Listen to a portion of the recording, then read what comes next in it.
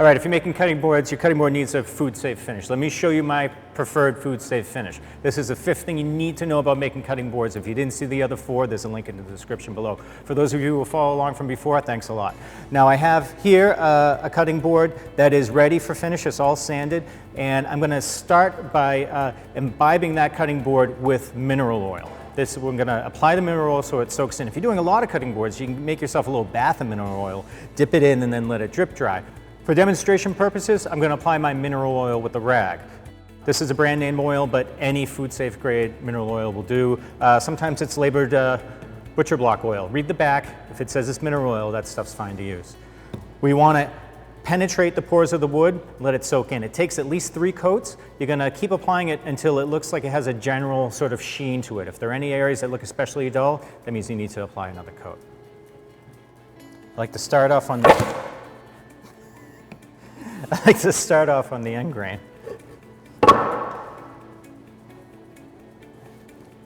I'll apply it to the rag, and here you can see how that just soaks right in. Go ahead and be generous, especially on the end grain. It can drink in quite a bit of it. Get my sides.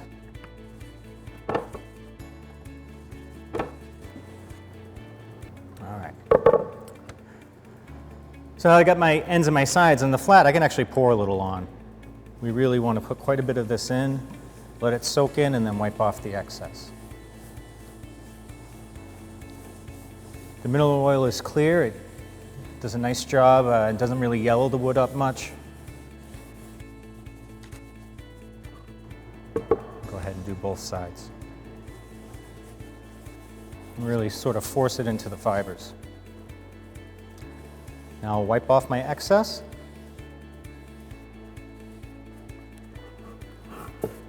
On both sides.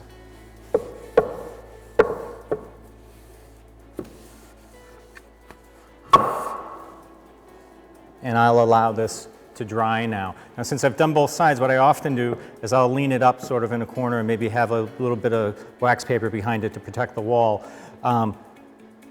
But by leaning it here so it's just touching on the edges, I won't get any marks from any areas making contact with the surface. I'll go ahead and do this at least 3 times, and then I'm going to treat it with a combination of mineral oil and wax. And what's great about that combination is it's your final coat on this brand new cutting board, but it will also allow you to revive a used cutting board every time you use it. So you don't have to worry about ruining your cutting board. You'll always have a nice shine. I've had this cutting board for quite a while now. I've used it quite a bit, and it still has a nice shine because of the wax mixture. Let me show you how to make that at home and how to apply it. All right, you've got enough mineral oil on it. Now you're ready to apply your wax.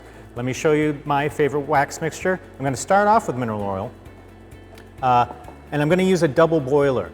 Basically, if we just put this in a pot and put it on the stove to melt the wax into the oil could burn, and that could, never mind safety issues, it's just not going to be a wax you're going to want to use.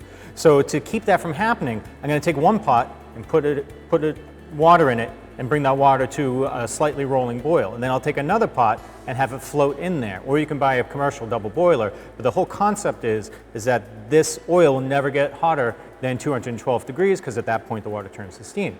So this will make it so our oil never burns. And 212 is a good temperature for this. So first I'm going to measure out 6 ounces of my mineral oil. Okay? And then I'm going to pour that in.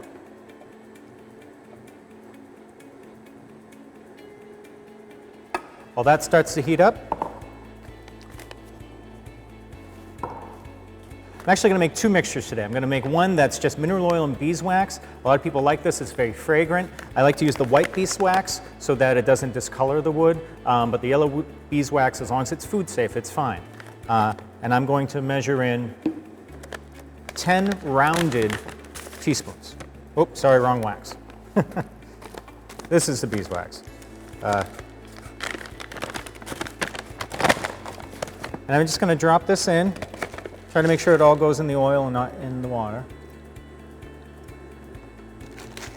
You can buy this in bars, but I've bought this as little pellets. It's just a lot easier to measure. Okay. So there we go. Let me turn this so you can see. You can see the pellets are in there and they're just starting to melt. If you want to speed it up, you can stir it, but just keep it in that hot water. You know you're done when the whole mixture turns clear.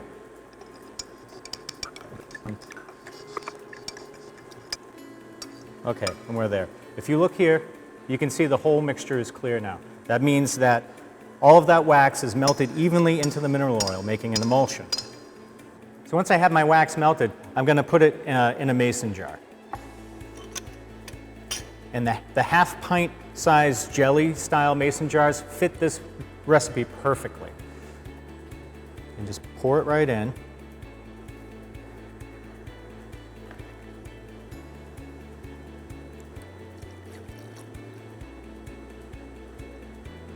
Perfect.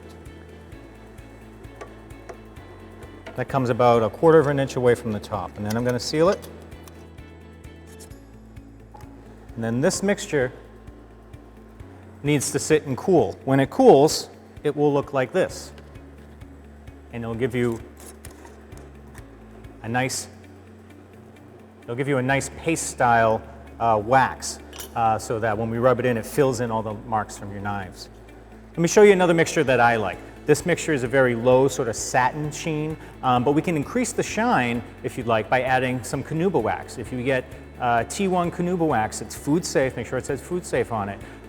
By mixing half Carnauba wax, half beeswax, we'll get another mixture that adds more of a shine to your product and fills the knife marks even better. So the exact same process, except when you're measuring out, put 5 rounded teaspoons of beeswax and then 5 rounded teaspoons of Carnauba wax. You could use Carnauba wax alone if you'd like, but the beeswax makes it more pliable and easier to spread. So you always want at least a little bit of beeswax in there. Otherwise, you're going to have a tough time polishing your cutting board. So let's go ahead and compare the two waxes. I have another mason jar here of the half Carnauba, half beeswax recipe. And we'll try one on each side of the board, and you can see the differences between the two mixtures. So this is the beeswax mixture. You want a nice soft cotton cloth. And again, this is the last coat on your cutting board, or it's something you use to revive your finish after you've washed it. Having this paste style mixture fills in all the knife marks. And just rub it in circles. We're pushing it into the grain of the wood. Once you have it pushed in nice, transfer and go with the grain. And then find a clean spot on your rag. And just wipe with the grain, wipe off the excess. Once you have your excess removed, find another clean spot on the rag, and you can buff it. That'll give you a nice, even sheen. The beeswax mixture is very aromatic. It smells very floral. It's really nice, revives the finish nicely, and it's a low luster satin sort of sheen. On the opposite side, let's try the beeswax and Carnauba mixture. I'm not sure how much the cameras will pick this up, but if you try this out at home, you'll see that there is a difference. The Carnauba wax is shinier. Now, I can tell just pulling this out, it's a little bit tougher to pull out. Having that beeswax makes it pliable, but that Carnauba wax does sort of stiffen it up and tighten up the mixture a bit. You can play with that ratio if you want a little more Carnauba wax versus beeswax to get more of a shine, but always have a little bit in there. You don't want it difficult. You can see this isn't spreading as far as the beeswax did. I keep having to reload my rag, and I'm pushing it right into the fibers. Once I feel that I've filled the pores and any new knife marks with the wax, then I'll go to a clean spot, wipe off the excess, find another clean spot on the rag, and we'll give it a buff. Now again, I'm not sure how much the cameras pick this up, but this has a bit more of a sheen, and in theory should protect it better. So you see how there's a bit of a shine there, and with the beeswax, a little bit less so. It's more of a satin sheen. So that's the last thing I need you to know about cutting boards. A good food safe finish that can be revived every time you use it. Thanks for watching this video. If you found it helpful, click like. If you want to see more, subscribe.